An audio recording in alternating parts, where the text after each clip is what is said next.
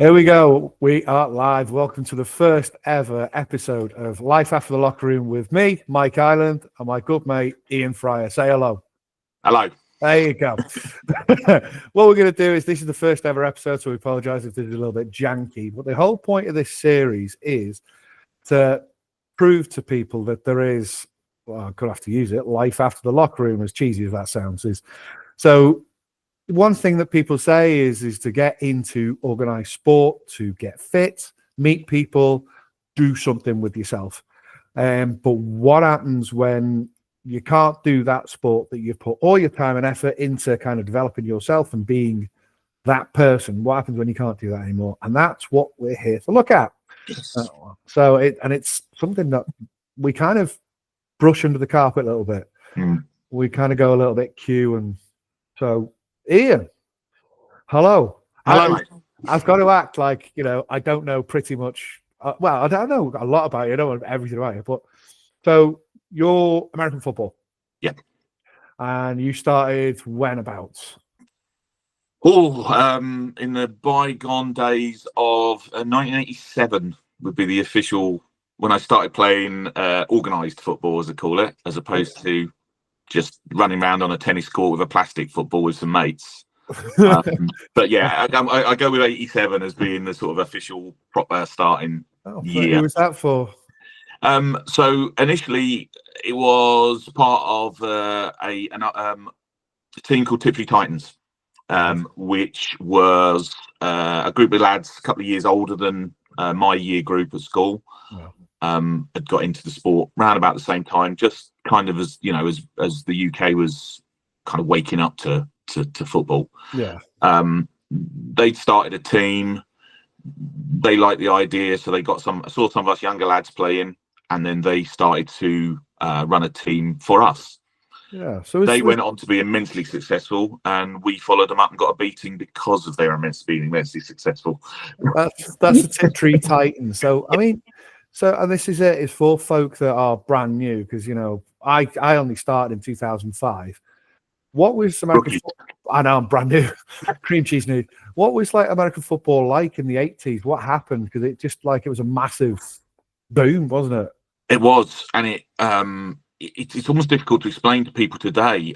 You're at the point where the biggest league that we had was sponsored by Budweiser and Coca-Cola, and there was genuine money in the game, and it was it was trying to really go in a big direction. But in a very British way, not everybody agreed with stuff. And I think at one point we had 4 different, not just different division leagues, actually running separately, because so-and-so didn't like what so-and-so was doing. So they broke off, made their own league. Yeah. How many, this is the thing is, I remember there were some oddball kind of team names, and also I remember, do you remember First Down magazine? I remember I picked up one of those, and it was an old one. Someone had it. And there were hundreds of teams. I think the number that I have, I think we topped out 109. I've got that in my head. Somebody out there will probably know better than me, but I'm sure at one point there was 109. Again, so where I go back to Tiptree. Tiptree was a village in Essex, just outside Colchester. Not more than 10,000 people in it at the time. Colchester, they had an American football team. They had an American football team. Colchester is 10 miles up the road. They had 2. Chelmsford is 15 miles south. They had 1. There was one in Basildon. And that was just in an area of Essex. Jeez. That's how it was. So it was a little bit Wild West. If you ever see pictures of it, everywhere has massive shoulder pads, massive neck rolls. None of the kit matched, because it was hard to get hold of. There was pretty much only one place in the country that sold it, and everybody bought from there. You did what you could. And a lot of the guys, who sort of I followed. And from First Down, there's names from First Down that I ended up playing some of them, and even got a little starstruck myself from a teenager. Who was kind of like the biggest name that you were like, oh, it's that guy? To be honest, it's probably the biggest name ever in British football, which was a gentleman called Victor Abubadike. He went on to, he was the Monarchs, wasn't he? He did play professionally for the Monarchs, so technically he scored the first ever professional touchdown by a British player. Oh, wow. Yeah. And you met him? Well, I played him very much later in his career. He was a running back, played for the London Ravens back in the day, and as I say, London Monarchs in the World League. He was playing for what became the London Warriors now, but they were the London Cobras at the time. He was playing D end, and I actually caught one of those. You know, you see receivers doing toe taps. Yeah. Those catches. I've done one in my entire life, mate. You could say you did it though.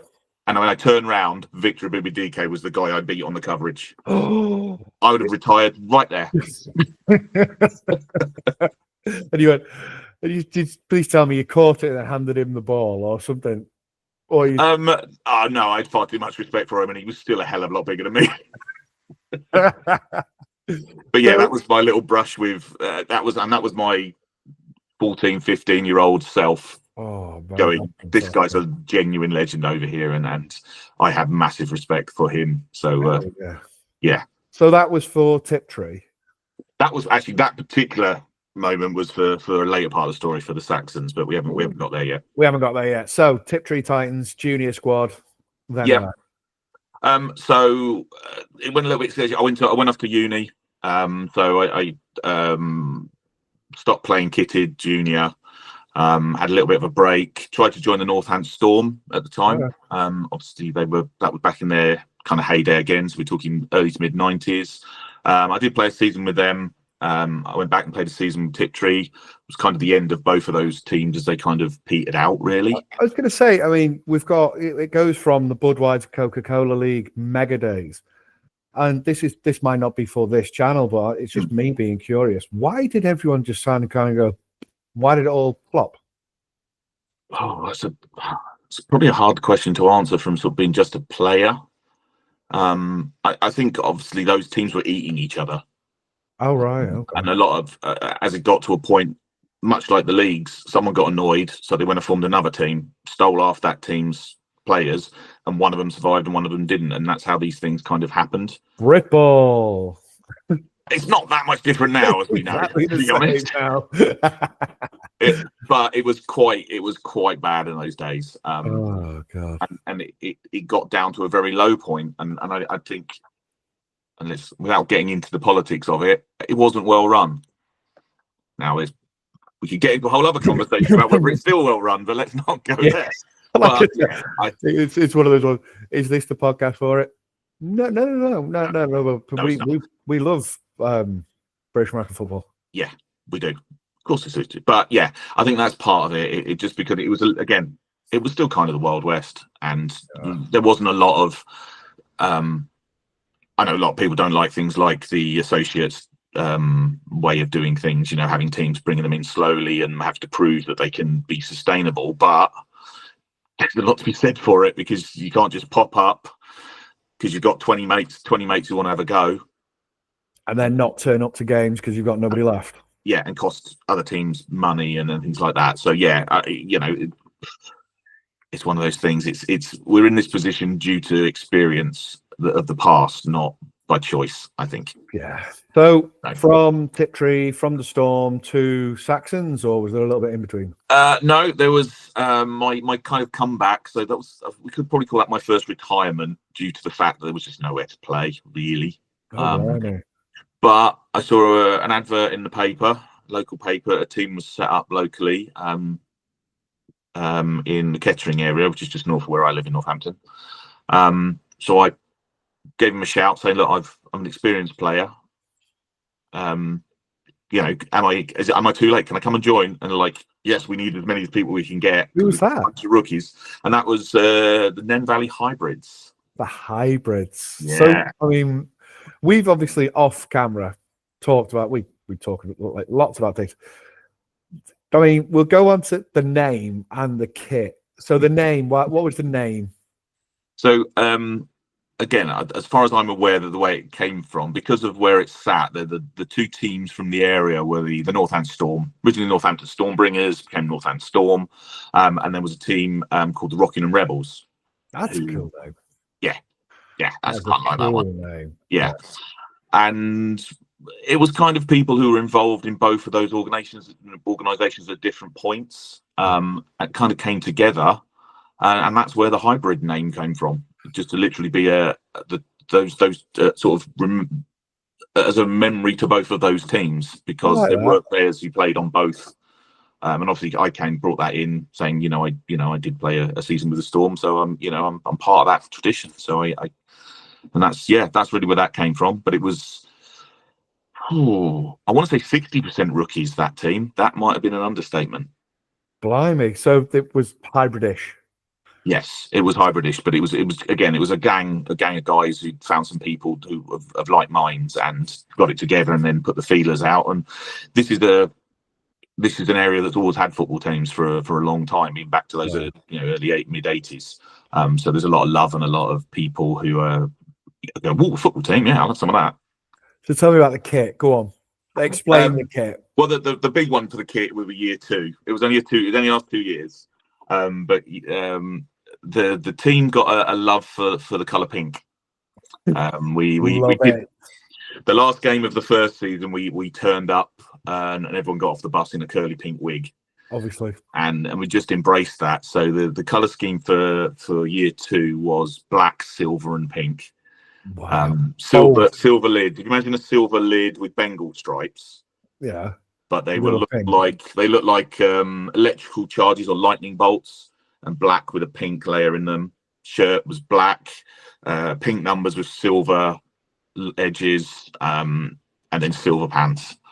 Oh, obviously silver pants. Good God, there's no way that could go wrong. No, and to this day, people still mention them. Well, why not? What a fabulous kit! We'll have to with one of the charity games. If we ever change from Prince Liam and Prince James, and we do something completely different, we're going pink kits. We go pink versus neon green or something. Why not? Yeah, absolutely. I mean, there was a point to me. There's an Oregon kit from a couple of years back, and one of the guys sent me, should we sue Nike, because it pretty much, outside of the lid, it's pretty much the hybrid kit. It's amazing. Yeah. So maybe someone saw it somewhere. I don't know. That's it. Is someone in our? Is this the Ducks? I'm guessing, because they always have the ridiculous. They've got a new kit every game, haven't they? Because they're basically the dude. One of the dudes who started Nike was he's an alumni, so that's why Oregon get all that stuff. Well, why not? And it always looks really good. So, and that's the thing is, someone turns up with this kit. You've got, I mean, by now, you've got rid of the big shoulder pads, the neck rolls, and the Concussion Master 5000 lid. How did you? Remember, there was some older players there using their older kit, so there was still some of that going on. Oh no! Yeah, definitely, yeah, absolutely. Because I mean, my Riddell VSR3 was still used for a while. VS3, yeah. I mean, the 4s, I remember when I first started, were getting phased out because they were just hard plastic. It was horrific, but I've still got the Palace here. Yeah, I mean, I've sort of a certain age is that sort of kind of squished up fod, but God, that's. I mean, do you keep all your old lids or? Yeah, I do. Unfortunately, it was painted with a Storm logo, and one of my fellow players had to borrow the face cage during one game, and I never got it back. So that is just the shell of them. That's just the shell. But yeah, my Saxons one is up on the wall. We've got to find you an old VSR3 face cage from somewhere. It's the old Deion Sanders one, there was it was actually slightly bent, and it had a chunk out of it right here and the top here, because I back in the day when we used to have wedges on kick returns, I at junior level I went wedge busting and actually gouged a lump out the top of it. Jeez, I only know of one other person, and I don't know if he'll be watching, but I hope he is. Carl Rugen Jr., who went down wedge busted, exactly the same thing, went down, boom, blew it up completely, and the only thing he split front to back his helmet, and it was held together by his face mask. And he came off and he just went, I don't think that's meant to look like that. Back on, it just goes back out, a bit of tape or something. And you're like, Roogs, your helmet is broken. And he goes, be all right. Yeah, they're expensive anyway. But that's what you do. You just Yeah. kind of go, like you say, they're not cheap. Jesus, a lid. Not Now, even back then. I mean, it's never been a cheap thing. That's always and been your expensive bit. if you can only get it from one person, one supplier, and you're like, well, I can't anymore. So I've got to make the best of it. Bit of putty or something, keep it up the rates. Well, I mean, again, and this is just for those who this is a drop a name that not everybody's going to know, but you saw Nick Tilbury's old helmet that was more paint than I think the plastic had worn away and the paint was the thing that was actually keeping the shape. Well, that was it. Is you just kind of, I mean, now everyone wants the new swaggy helmet. They want the flash. They want to be slick. But I mean, like I say, even when I first started, it's something that went on your head. It was just, that'll do. Away we go. It was, the rest would check that you were wearing it. Yeah. Yeah. Have you got something on? Give us a smile so I can see you take your gum shield. Yep. Get on, son. Oh God. Totally. Concussion. Fantastic. So go on. So after that, then where? Okay. So you've done the hybrids. That fizzled out. So that dropped away. So the local team. So a couple of guys got in contact with what was then East Midlands Saxons, later to become Peterborough Saxons, and that was my home for, I think that was probably 2006. I'm trying to remember to about, I think 2014 was our last season. 2014. So that became home really. So do you remember my longest stint, really? So anyway. Do you remember your first training session for the Saxons? Yeah, rolled up my lid with pink stripes on it. Luckily, two of the guys had already been there before, so they'd already seen helmets with pink stripes on, so it wasn't such a surprise. And yeah, you had, that was an established team, so that was quite an interesting thing to walk into for the first time in a long time. The Storm was probably the only other one that, otherwise I knew everybody, or it was a new deal, so you kind of had to go in and break in and prove yourself again, which is. And again, I think that's kind of a little one of those things that might come up in the conversation later, in terms of deciding about retirement. Is do I want to go to another team, and do I and prove to them I'm worth a slot, and am I, that's one of those things. So especially again in this situation, going through those years with the Saxons, and we had a couple, some great years. We made a couple of bowl games. Yeah. We had some excellent teams, some great played with some really good players there. And when that came to an end, it was, it came to, can I be bothered? Go out and try and prove myself again. It's a mindset, isn't it? You have to, it's almost to the point where you have to be a bit ruthless to say, I'm worthy of a starting spot because I'm better than him. Yeah. And that's the sort of, you have to get into that thing of, I want to catch, like tight end, I want to catch balls, I want to block better than the next guy. Yeah. And so, I mean, it's kind of a little bit brutal in that sort of way. Like when I'm playing offensive line, you feel horrible because O-line, you've got 5 lads, well, it's you and 4 that are going to be your best mates because they're going to look after you. Because you go, I need help, this guy's mental. But for like you say, for that first start, you've got to be brutal and you've got to smash people to bits and you've got to prove that you're good enough. Yeah. And, do all of it. And again, there is that comfort of being, when you're in a team for a certain amount of time, you kind of, you've earned your stripe. Yeah. And you get a little bit of, you get a little bit, and say, things are slowing down by then, but people know what you can do, and you're part of the bigger picture. You're part of that team. You're one of the pieces. Yeah. So things are a little more acceptable. And yeah, tight end's a funny position anyway. And it's, I've always said I'm a tight end. That's my position. Anyone asks, that means depending on the offense you're in. Like when I went to the Saxons, the head coach was Chris Wallace, who's coached a lot of teams in the area. But his offense didn't have a tight end. All right, okay. It doesn't feature a tight end. It's a kind of a 3-back offense. So I had to play as kind of a rather chunkier back. Pound the rock. Yeah, which you got to do some lead blocking, which is a lot of fun.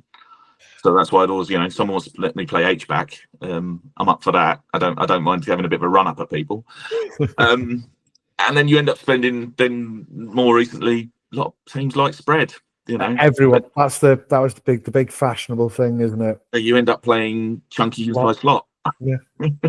It's not a bad thing because you can obviously do it. I mean, like you say, the thing is with tight end is you're blocking and catching and running, so you can still do it. But obviously, I'm guessing you prefer a little bit of contact. I do like someone, you know, here. You know, it's nice to have. I have a friend who used to play tackle with the Saxons. He used to play right tackle. Yeah. And whenever we were together, I always had to stand on his right hand side because it never felt right if he was on my right and I was on his left. It just felt wrong. Yeah. Because I spent so much time in that relationship. Who was that? Guy's name's James Ussery. Sorry. Absolute legend. I'm swear he's about 140 years old and he still looks like he's 35.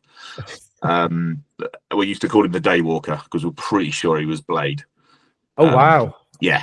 And he was again military man. He's back in the States now. He may see this actually. There's every chance he'll see this. Absolute legend. One of my, you know, just one of the best human beings you could ever possibly meet. But a hell of a right tackle. Yeah. don't upset him when once that's on. Apart from him as right tackle, who's been your best person to play with on your team? Wow. How'd you rate best? It's just sort of like one person that has literally lit it up so much that when you're playing, either on O or on D, and you just go, Jesus, that guy's good. Wow. Or a couple of names. Yeah. I'm racking the old brains now. I don't want to upset anybody. Going back the old file of facts from the teams. You're like, I remember there was this bloke back in the days. I think there's a guy who I learned a lot from actually. And again, this goes back to the hybrid days, goes back to the Storm days. A chap called Steve Booth. Who was GB. He also, again, talking about the Monarchs again, he was on the development squad for the Monarchs. Okay. He played tight end, tall, athletic, blonde. All the women love him. Yeah, I was going to say. You'd hate him if he wasn't your mate. Top dude. Took a lot from him.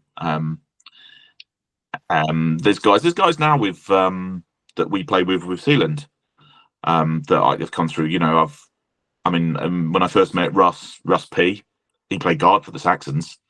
Yeah, he was a hell of a blocker. Yeah, I've heard he was a good lineman. Yeah, you know when you just kind of think, I like that guy, and then you go, I kind of like him a little bit more now. He's an O lineman. Yeah, and I'm quite glad I wasn't playing tight end in practice against him, with him sitting there at middle linebacker, because I know he'd lump me right one. He picked me up afterwards, but he'd still lump me. Yeah. You know, the man's got no fear. And Johnny. Yeah. He listed me as his first coach. That was when he was a wide receiver. Yeah. And obviously he's put on a little meat since then. Yeah, we had a lad at the Saxons. We used to know him as Bobby. His real name's Anthony Amassar. An absolute a funny human being, a very just off his nuts human being. Couldn't carry the ball like a loaf of bread.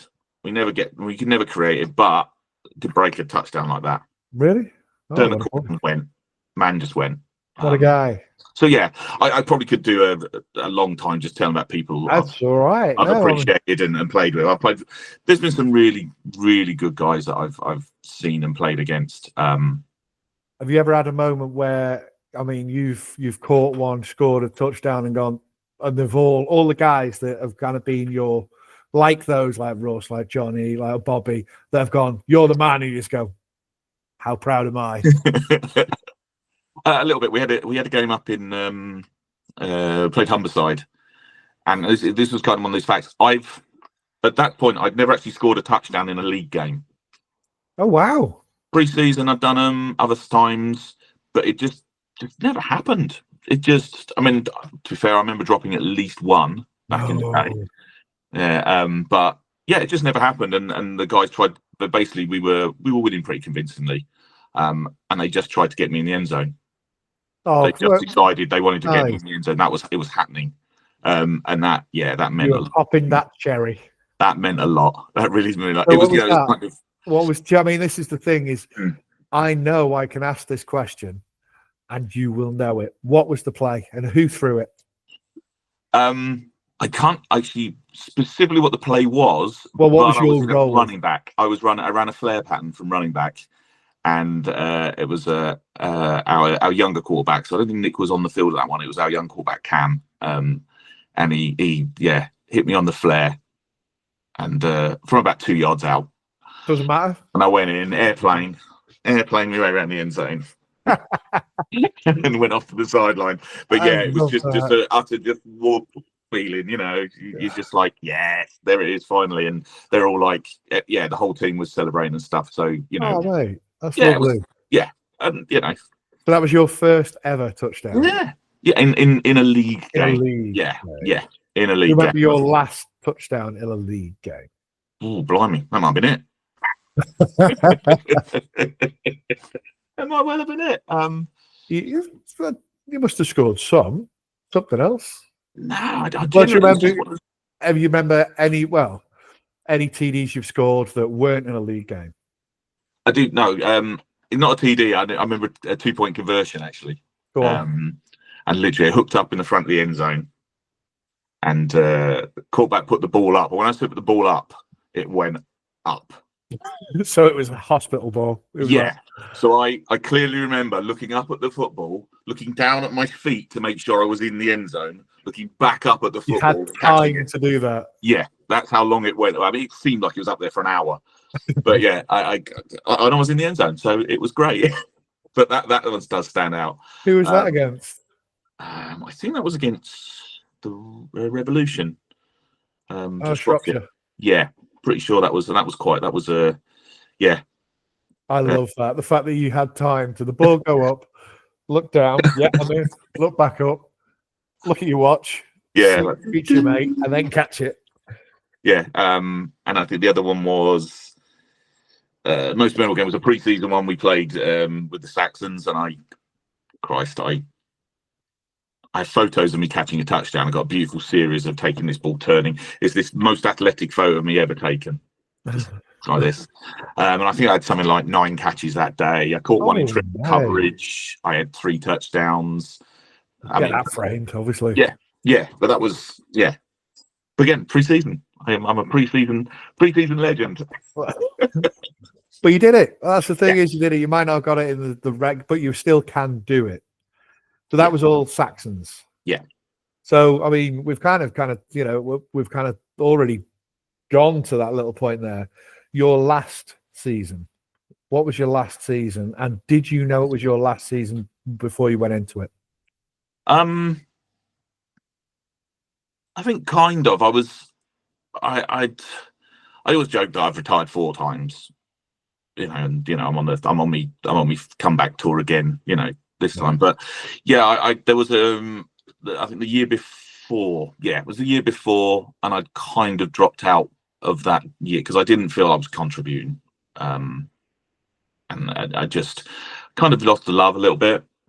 Well, so what year was that? So this was, I think, probably again, I think it's 2014, 2015. I can't quite remember. It was the second bowl we went to, back when they gave them flower names. I think we made the Daffodil Bowl, which was like Div 2 South 1. I think Right. We had a weird thing going on there, and I dropped out. I don't think we got anywhere near it, so I don't think we needed to Chester. We didn't even need to consider it. That's probably why I don't remember it. I'd missed. I'd stepped away during the season because I just wasn't getting any joy out of it. The team actually finished up, made a good run on the playoffs, and I was actually in America. I was on holiday, and they had an away game in Glasgow, which no one expected them to win. And I'm sitting there. I think I was sitting there in Vegas actually, like watching text messages coming in of the score. Really? With the time difference, and they won, and it was like we were off to Manchester to play Manchester Titans. Wow. And they were like right there, and they were a 3-score favourite. And they were like, no, you come back. We need everybody back. So, yeah, I strapped it back on and, yeah, I'm in. Of course I'm in. Let's do it. And we won. We actually went up and Wow. upset them. We upset them and really upturned the apple cart then. Oh, blimey. And went to the second bowl. And then the year after that, I think we played one, maybe 2 games, and the team just popped. It just. Oh, how come? Because I mean, you're on a high. You've just been to a bowl and all that. Yeah, and we got promoted. So so I played 1 year in the Prem. We made a bowl, and I did get to play a year in the Prem, which was How was that? highlight for me. Oh, that's the highlight. That's the greatest year of my career. Yeah. We struggled. We won. We won 2 games. We held our heads up. It was a strange year. We won. Who was in your career, your league then when you were in Prem? Oh, no one important. The Warriors, the Blitz. Oh yeah, just those 2 little teams. That was the year that the Warriors took over from the Blitz. The Blitz were champions. Didn't actually play the Blitz because I can't remember the reason. There was some reason the game didn't happen, but we did play the Warriors. I played Berkshire. That's my best game. I had 7 receptions that day. Oh, nice. Mr. Tilbury kept pumping me on the 5 and outs to the point where they were. My guy. To the point where I'd come out the huddle and they'd be shouting 80s going left, 80s going left. And I'm like, hi! God, oh. That's me! Yeah, again, there's a joke. Nick would stand there going, he'd look over to me, go, fryer. And I'd go at the huddle going, you didn't mean anything by that, did you? You were just making it up. Yeah, I'm just trying to confuse them. Thank Christ for that, because I didn't know what the hell you were doing. But again, that's the old heads, just having some fun with football. I love that. And that's what we did, And again, that's that little vibe that we have with Sealand, particularly the Masters. That little vibe that we're a bunch of, old goats, but we're here for we love this. We love this thing, and we're going to do it while we can and enjoy it. So that's never going to die. No. So that was when the Prem, was that when they folded? No. So Prem, and then we got relegated again, back to D2, and then we kind of rebuilt, came back, and we were back in D1. And it was only I think we played 1, maybe 2 games. But yeah, it was just one of those things. It kind of petered to a stop, really. What's a shame. I'm not sure I can put a particular finger on it. It was a real shame, actually. I remember the Saxons kit. It was like a royal blue, wasn't it? And it was because they were always in it or there or thereabouts, and then it just went end, and you're just like. And it was very abrupt. It was, we played the game, we'd lost that game, and I don't think we even practiced again. The bubble just burst. Wow, that was just it. Yeah. So where did that leave you? Again, this is kind of the point I alluded to earlier.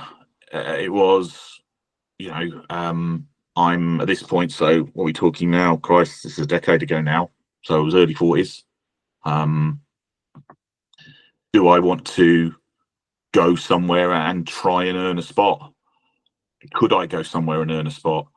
A lot of our guys went off to Cambridge. Was that big Cambridge World of Good? Yeah. Sorry? Were the Cats new, or were they an established team? The Cats have been around, or a variation of the Cats have been around forever. I actually played them. They used to be the Cambridge County Cats, and I played them at the Storm. That was the last game I played for the Storm, actually. Oh, right, okay. And then the Saxons were always in rivalry because they'll be both in the same county. And then they did fold for a while, and then they came back. Classic Brit Ball. Yeah, absolutely. Then our guys who wanted to carry on moved to the Cats. I couldn't. Again, this is going to sound weird. This is going to sound odd, but I couldn't see myself pulling on red because for a long time, red was the enemy's colour. So how's that working out for you now? I'm all right with it. It was a shock. We have to put a bit of context in. We do. Pryor is a Seahawks Masters player, and we wear red. So we'll come on to the Seahawks in a bit because they could.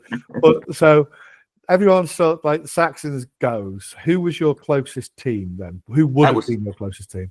Again, I mean, I live in Northampton, so there was a couple of options, but it was always a bit of a travel. Cambridge was theoretically the nearest one. And you were like, that's where all my friends went, basically. So, and you couldn't be, well, partly you didn't want to wear red, but the other side, as you've sort of kind of touched on, is you just didn't want to try out again. No, and it come down to that, and it's that whole thing around, you know, can I do this anymore, physically, and yeah, it was.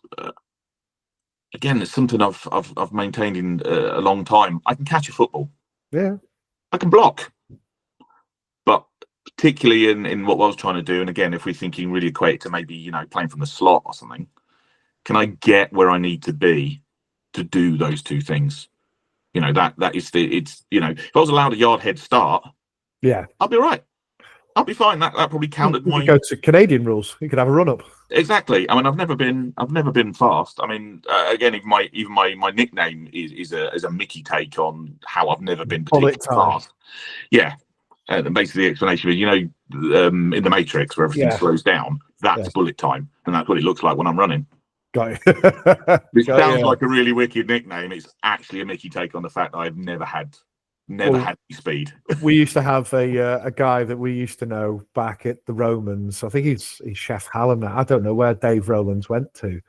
Dave Rowlands' nickname was Treadmill because he used to look, his legs were doing really vigorous running, but he didn't seem to go anywhere. Yeah, that's it. I think one of the other options at the time was Glacier. You can hear it's moving. There's just no evidence. But yeah, bullet time stuck. Bullet time stuck, and I'm eternally grateful. So what did you? I mean, so you thought, I can't be bothered trying out. I'm not feeling like I can get to where I need to be. So did you just at that moment just go, or was there a little kind of a, I'll go on, maybe one? Well, I suppose the thing I haven't really sort of covered is I had started coaching by that point. Right. Who was that for? So I'd done a little bit with the Saxons. As I say, you know, I coached J5 when he started as a wideout. So, you know, I worked with him. Was coaching with Johnny was a wideout? Yeah, Johnny started as a wideout. Yeah. I've got a cracking photo of him wearing 17 if you want to see it. You might have to. It's not great quality, but I found it the other day. But yeah, I'll share that with you. Johnny 17 grit. Yeah, doesn't work, does it? No, it feels wrong. Doesn't work. And yeah, so I was working also with the University of Northampton team because friends of mine were running that side. So yeah, so we got into the coaching side a little bit, and that kind of, you know, that was kind of the transition. That was okay. I'll step away. Let's give this coaching a go. Let's see if you know I've learned a bit over the years. Yeah. Can I teach it to other people? Yeah. Yeah, and that's really what carried through. So yeah, the uni bit of that, and then really, then the Royals were formed. To Peterborough Royals, the women's team in Peterborough, who I'm still currently with. So that's, I think we're talking 8 years now. But I mean, when you kind of looked at your kit bag and you thought, yeah, that lid's never coming out again. How did that feel? It wasn't easy. It's never easy, and I guess this is the point of everybody goes through this. There's not a single player who's ever played a sport who's never retired. It's an inevitable part of playing a sport is that you're going to have to walk away at some point, whether it's by your choice or by some other necessity. And I kind of think I did have a little piece with it, possibly because the stepping away previously and not in a happy state, and then going back and having a little bit more of a go, and that closed it a little bit for me. But then you start to wonder about what am I now? Am who am I? Am I, where's, and not being part of the team. The team is something, when you don't have it, you appreciate what you have when you're part of a team. Did you keep in touch with any of the old Saxons players, or did they kind of go to the Cats and then? No, there's still. I mean, I'd still turn up on the sideline and abuse them. Obviously, Obviously, you have to. You're the old part of the job, isn't it? Yeah. So yeah, I'm still taking touch, and we've still, we still did the occasional things. We had a few years where we ran a little flag tournament on one of the guys' birthdays, and we all just go, and literally it's a bunch of old. I wasn't even the oldest bloke in that group, but we just ran around, had a laugh, had a pint afterwards. Love it. Sounds familiar. Love it. Yeah, I was going to say that sounds similar to the this setup. Exactly. But yeah, there's still a lot of guys, and there's guys. The joy, I suppose, is social media. Allows you to stay in touch, and I'm even still I'm in a Tiptree have a group. Really? So I know what those guys are up to. I haven't made one of the meetups yet because it's all still down in Essex, but they're still meeting up. How far away is Northants to Essex, or wherever they are? It's a couple of hours. Oof. Yeah. It's a couple of hours drive. It's it's not like I don't go because my parents are still there, but yeah, that gives you the ability to keep up with what everybody's doing and see where they are. And we all, a lot of us are still in each other's worlds. So that's nice. That's always good. You've still got those guys that you built that with. But the identity thing of not being Fryer bullet time to tight end to Fryer the coach, how did that feel as a shift? You instead of pulling on your lid, you're packing your bag with all your kit, with your shoulder pads and everything. You're getting a whistle in your playbook instead. How did that shift in yourself feel?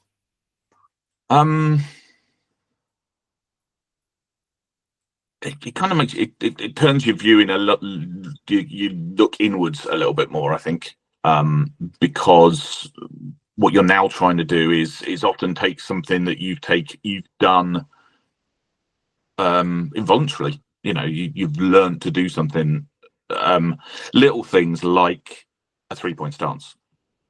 Yeah. I can drop into a 3-point stance like that. Yep. Because you've done it for so long. It doesn't even register in my brain. I would just walk up to the line and there I am. But to explain that position to someone who's never seen it, and explain where your weight is and where your feet need to be, and how you have to break it down inside your brain.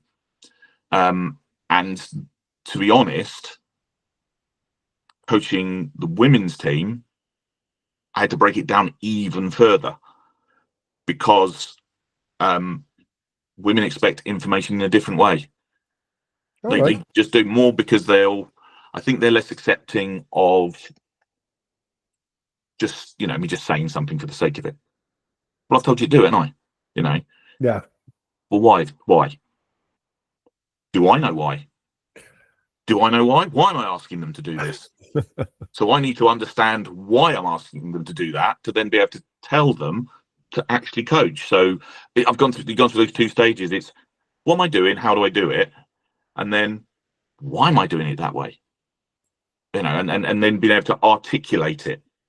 And that's so. You do look at the sport differently. There is a very big difference between playing the sport and coaching the sport, and I think that's why some people are very, very good at it. No. There's us in the middle, and there's some people who are great players who can never coach because possibly they're more natural at it. I was never great at any sports. I stuck with this sport for so long in my life because it was something I learned to be reasonably decent at. To a certain level. I'm still crap at soccer. I love playing it, but my left foot is my right foot's worst enemy. But because I've had to learn how to do things, I can explain it. If I could just do them, I couldn't. But it's explaining. Yeah. I mean, obviously, the Royals. You're the OC of now. I am now. They're winning. Explain the difference in feeling to a win with the Royals, because you've done a few of those, versus a win as a player. What's the difference in vibe there? Is there any? I mean, it No, could be yeah, that. there is, definitely. Obviously, happiness. You know, there's the I'm happy. I want it, but motivation is very different. When you're playing, you're part of. You're in there. You're doing it. You know, you say I've done it many times. You cross that goal line, you get that elation, and you know the team. You're part of that team. You're part of the motion, the machine. You go through. You're doing the thing. Yeah. As a coach, I get excitement, enjoyment from seeing the excitement, enjoyment of the players. Okay. So I'm there doing the things I'm doing to give them that feeling, but I'm not, and I'm experiencing a different reaction. Okay. Does that make sense? It's you know, it's maybe it's like opening a present and seeing someone open the present and you feeling happy that they're happy about the present. Does that I make like sense? that. I love that analogy. I You know, love that. we all know that feeling, don't we? Yeah. Opening the present, oh, wow, that's amazing. But then if you've given someone that present, you get the yes, I got the right thing. I'm really happy. Oh, magic. But there is a difference between those two feelings. Yeah, I like And that's, that. I think that's I've just come up with that. That's how it feels. That very much feels it's still elation, it's still joy, but it isn't the same joy. It's just it's just different. Yeah. But that's what's helped you through. Well, should we call it partial retirement? Yeah. Yeah. And then like through it is wanting to give as much information as I can to give those feelings to other people. And, I love that. get their level of success, and their success is not my success, but I can feel proud. You know, there's nothing better than seeing a player turn around to their teammates with a big grin on their face, standing in the end zone. You know, that's amazing. You know, and I came up with the idea. I say that as an OC, you know, I just come up with the ideas, then they go and do them. You know, I give them an idea, and then they go and do it. And I'm like, well, I kicked that in the right direction, but I didn't make the block. I didn't dodge that tackler. I didn't catch that football. But it's a sense of sort of pride in what they're doing. Yeah, absolutely. You get, like I say, I love that because you get to feel like it's secondhand joy, but you're getting the joy not from the doing, but from the, like I say, from the witnessing and that being people that you know and love doing well and enjoying it, and that's it. So that has been a kind of a lovely transition. But what was it like to play for Sealand again, or to train, or whatever, to pull the kit out of the attic or wherever you put it, in the shed or something, and go? It was in the loft. Yeah, in the loft. It was. How was it to kind of go, this Masters thing, let's give that a go? Terrifying. Why terrifying. So? Why terrifying? It didn't really hit me until the first training session over in France. With all the midges. Yeah, well, Christ, yeah. Tiger mosquitoes. The tiger mosquitoes eating the living daylights. I mean, they feasted well that night, didn't they? Yeah, no kidding. Savage. Yeah. But you got your kit out. Yeah, I've got my kit out and I've packed it all up, and I've had me shirt, you know, I've got my name on a new shirt, and it's all been packed away, and I've triple checked it because of the anxiety, even though I know nobody's touched it because no one else lives here. And you know, you've got on the plane, and we've met up with people, and you'd see this will come together. But I walked into that stadium. I mean, I'd never met you at that point. We basically talked only on text, you know, and I probably knew in that group of people 3 people, and one of them I'd travelled with. So this is, you know, and I'm walking in there as this old dude, and I just the butterflies were just going. There was as many butterflies as there were flipping killer midges, and I hid for a bit, if I'm honest with you. I hid at the back. Yeah, I tucked myself away at the back, and I didn't get involved in the route running and stuff because I was just it was a real feeling. I hadn't felt that in a long time around a football game. I was going to say, how was that was that similar to when you'd done it in the past for tryouts for other teams, or was it different? No, it was again a feeling. I hadn't felt like a newbie in a long time. Had not felt that, and yeah, it took me a little while to, and it was actually again Nick Tilbury who pretty much dragged me, not physically, kind of like, get yourself in there. Yeah. Stop, What a man, by the way. Nick Tilbury, if you're watching this, we love you. Broke that finger. How? Yeah, that was, he threw the pass and that broke that finger. So right. So you broke it in catching the ball.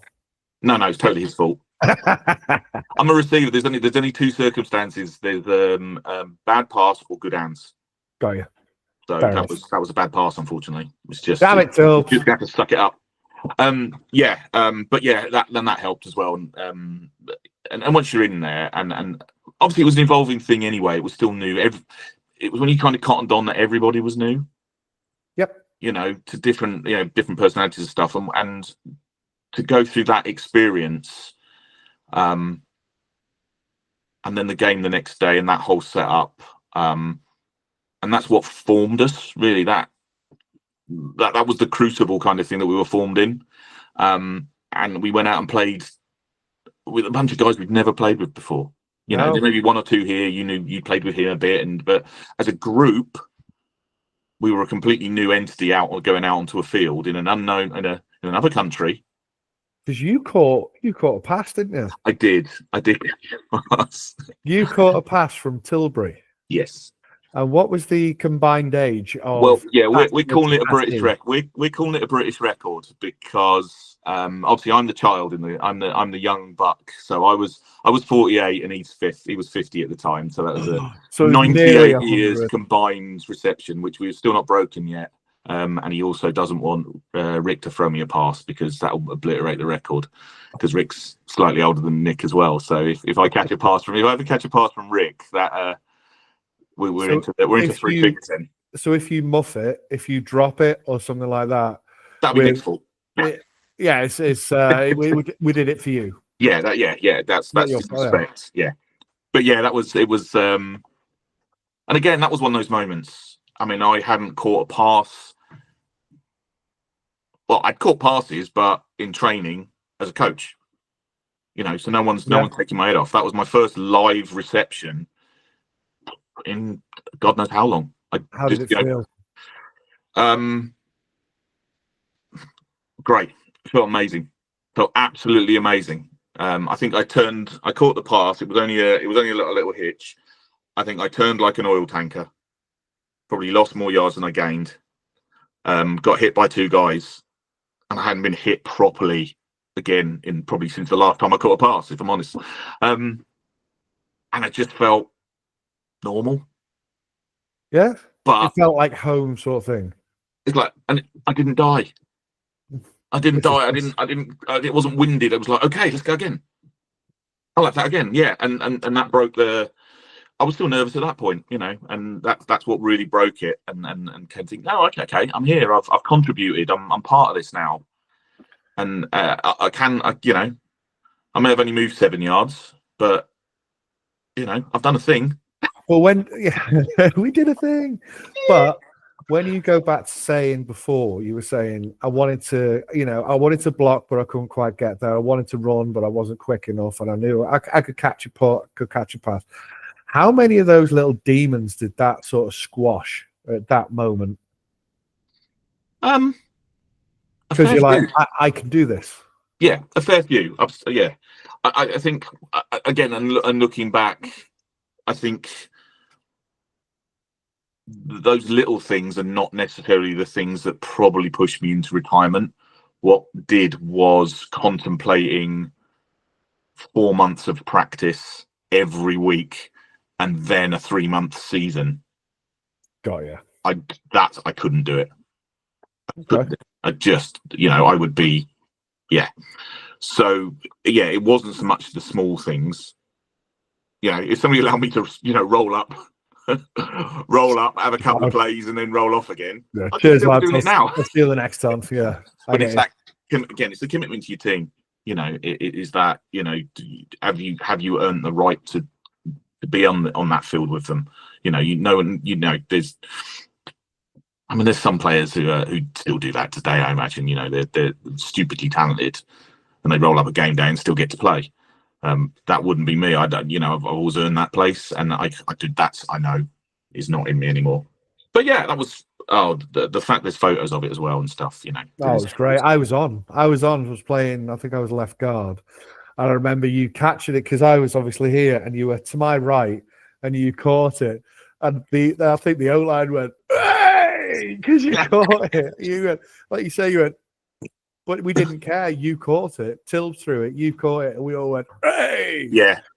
And again, I think that goes back to, you know, this is why this is such a saying without banging on about Sealand too much is not what we're talking about, but this is why it's such a great thing, because we're all on that. We will understand, you know. Yeah.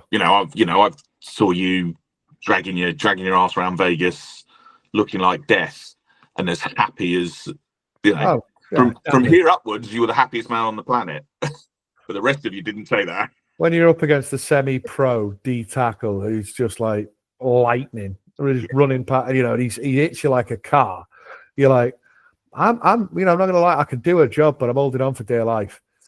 And you're like, Jesus Christ. And then, you know, you come off and you go, but I did it. I can still just about do it. But I'm kind of like, can I do a full preseason of training to maybe get a starting spot? Maybe. And this is it, is the battle of, could I just do something else? And so I think that's the bit that people don't understand. Again, I know we've talked about my, you know, running and stuff. And I've done 2 marathons in my time. Hey, where were they? But the thing is, what people don't see is the 5 months of training that go in, because so you're doing the day. Doesn't matter what, you know. This is why you see these guys dragging themselves around London, because they have worked their butts off for months, and nothing is going to stop them. It's they're getting up at 7, doing a 5-hour run on a Sunday morning, and it's lunchtime.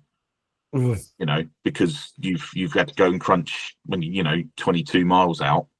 How do you find them? I mean, that must have been a transferable thing from football to any other sport. How do you find the motivation to do 5 hours worth of plodding and running? Again, friends help.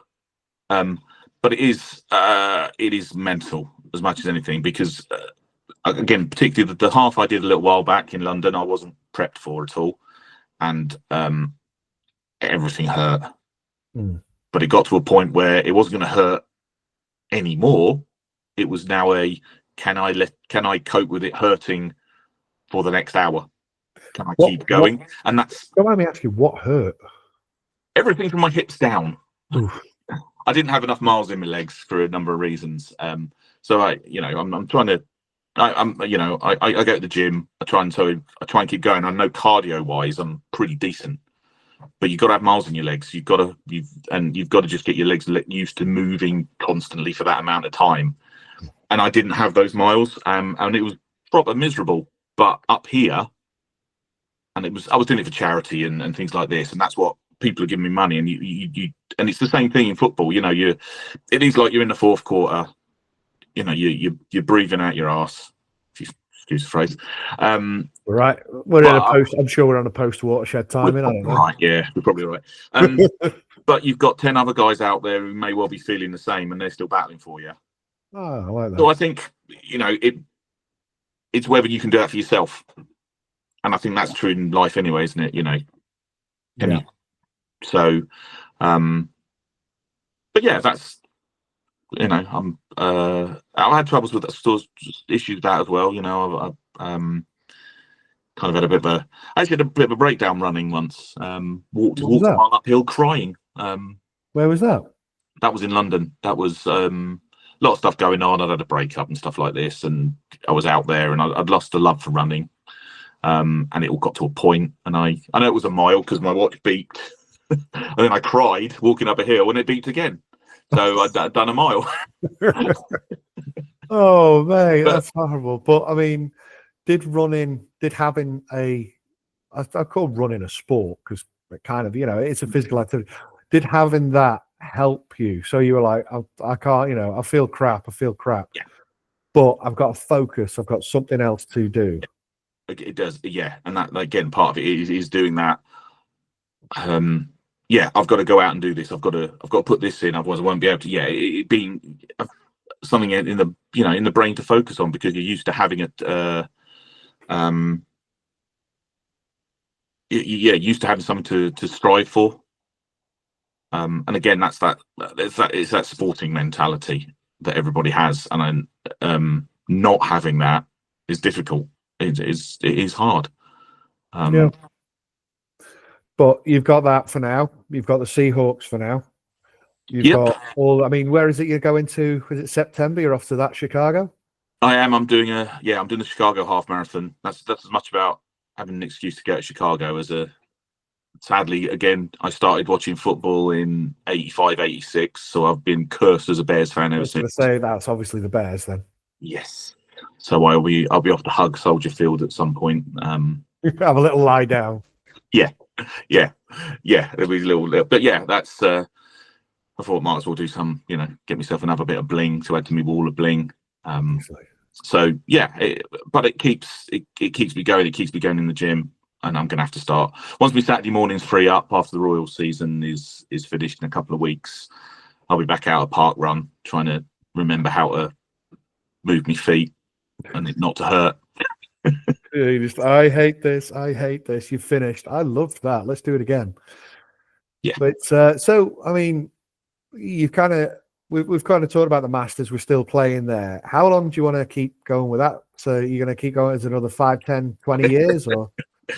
Well, I've already. I mean, I was already retiring in Vegas, and that hasn't happened. No. So we've been that one off. Yeah, we've been that one off. The current thinking, I'm thinking at the moment, and whether this works out or not, if I can go to 2027, and we'll call it 40 years. I like that. So 40 years, and then, but you'll have sort of mentally prepped for it. Yeah. I mean, it'll be a choice. I mean, I think by then, obviously we're talking, I'll be, depends when we play, wouldn't it? 53, 54, I'll be, some of the players coming into the flipping Masters, I could be their dad. Don't. It's that point. I speak to the Nationals all the time, and they're speaking another language. And you just realise, you kind of go, all right, okay, mate, I'm just filling your form in, all the bits and pieces. How old are you? I'm 21. Oh, I suddenly feel so old. But the worst one ever I had was at the uni. Obviously, you come in, you're talking, they're all 19 at 21. That's what they are. So I told them I started playing in 87, and one of them pipes up, my mum hadn't met my dad then. Oh. He got marked down. Yeah, kick off. Yeah. Special teams, goody laps. But but having that sort of goal of 40 years, and also because what you said, the big thing was your identity and all that. Having your goal at 40 years, having the coaching plan, because we can announce it now. Or I don't know if anyone, you're assistant head coach of the Seahawks now. Thanks. Yeah, appreciate that. I am officially the arsehead. And they're doing all the special teams, so you can just say, get in the wedge. Yes. I don't know if we're allowed to use wedges anymore. No, we don't. They've gone the way of the rest of my career. They're a little, but you'll still be running. You'll still be doing all the thing. You've had all that. Will that sort of settle you in putting your lid back up in the attic and saying, I've had a good career, or will there still be a little bit saying, I wish I could carry on? I honestly don't know if I can answer that, mate. I honestly don't know if I can answer that. The lid's going to have to go up it's going to go on the wall, because I've got me shiny Seahawks lid, which will go up next to me Saxon's lid on the wall. Nice. One day with its mirror visor, because we can wear the drip. We can wear all the swag. We got all the drip, yeah. And of course, I'll be back for this.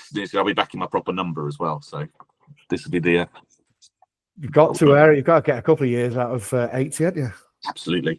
And it's a kind of a phrase. It's a phrase that I've heard before around retiring from the game before the game retires you. Being it on your terms. And obviously I'm stretching that a little bit because the game could bite me at any point at this as we're going now. But that's what. But again, and it's I always see it like being one of those old boxers. You wonder why they can't step away from the ring, but they just have to keep going back. See it all the time. Yeah, and there's just something primal within you that just says you just still need it. You still need it. The drugs are still there, yep. And whether you can step away from it. So I honestly don't know whether I will be able to. I don't know. I say I've loved the Masters experience. I've loved being able to go back in kit and play with the guys and do that. And I still don't want to let it go. But what would make you let it go, do you think? I don't want anything to make me let it go. I don't want to. I want it to be my choice. Okay. I definitely want it to be my choice. Obviously, touch wood, some sort of injury would be the.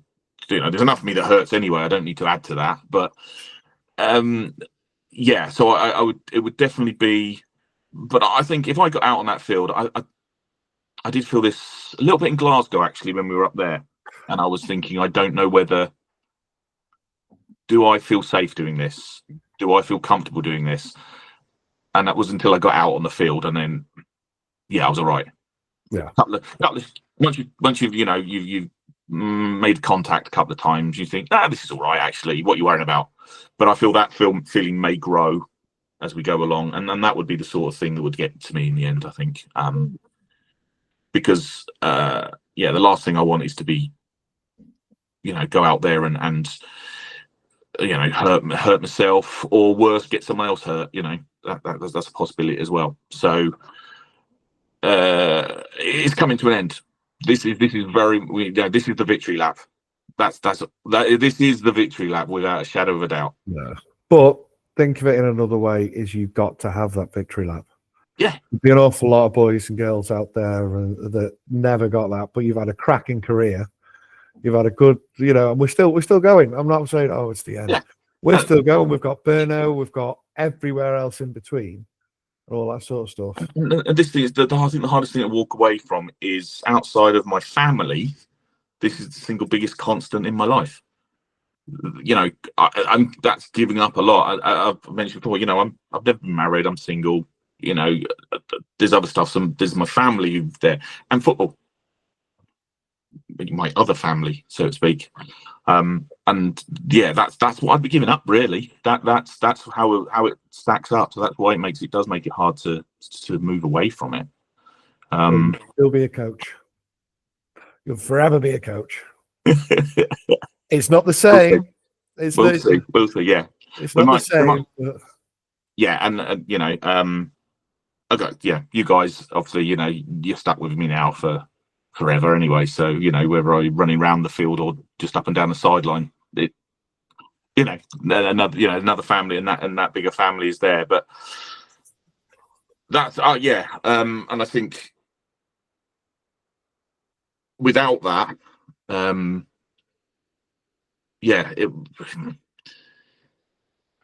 don't quite know what retired life would be like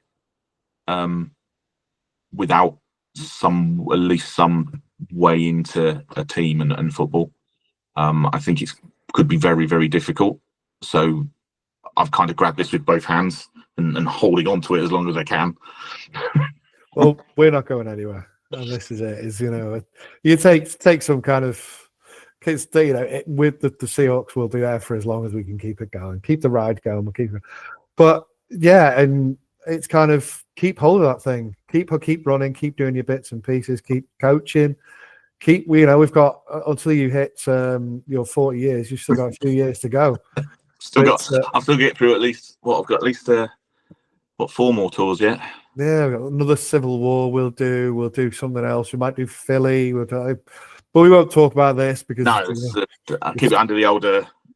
Keep it quiet. Cap. Mate, this is it. And you'll keep running, you'll keep coaching, we'll keep all doing. But thank you very much for speaking to me, and for all the folk out there that have got any questions for Ian, absolutely anything that you want to ask him about where he's been, what he's done, all that, the hybrids kit. Just get, I'm sure he'll answer all questions. We'll post this from, the Life After the Locker Room thing, and you can ask him, on Instagram. You can ask him on Facebook. I'll pass everything on, and he can. I'm out there. Can't miss him. But yeah, if there's anyone that's struggling as well with that loss of identity, and you're not sure who you can speak to, you can either speak to the Seahawks. We've got in our little clause contract, we all have to respond if someone asks for help. But there are companies and organizations out there that can help if you do get to that point where I've got to keep playing, and you don't have something to transition to, like running, like coaching, like anything. There are organizations that are out there built to help you if we can't be that initial kind of shoulder to cry on, metaphorically. And it is good. I've been there myself. It does. Everything they say about reaching out for help and getting it's true. It's benefited me in the past, and so I can tell you that from absolute experience. If you need it, go and talk to someone, even if it's just confide in someone, and letting it out and talking about it is very, very valuable. For sure. There you go. But thank you to Mr. Fryer, number 80, bullet time, or the Glacier. We're not sure. It's too late now. It's been around for too long. So you're in now anyway. But yeah, I've been Mike Allen, and this has been Life After the Locker Room. Stay safe out there. Big loves. See you later. Love you. Bye. Bye.